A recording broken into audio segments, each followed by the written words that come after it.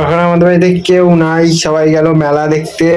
আর এই যে এখানে আছে দুপুরকার পোলাও না কি ফ্রাইড রাইস বলে কি জানি ভুলে যাচ্ছি। তো এখন আমি এটা খাবো, একটু যদি না পড়ে আস্তে আস্তে আস্তে আস্তে আস্তে এগুলো বাটিতে নিয়ে নেবো। দু হাতে নেবো, তার বেশি আর নিবো না, হয়তো খেতে পারবো না। এখানে একটা কাজু লেগেছিল। আমাদের বাড়ির সবাই এখন মেলায় গিয়েছে, তোমাদেরকে তো বললামই। আর আমি এখন বিছনার উপর পোলাও খাচ্ছি। এটা দেখার পরে ভিডিও এখন দেখবে, তারপর আমার মা গোটা বিছনার চাদরটা খাবে।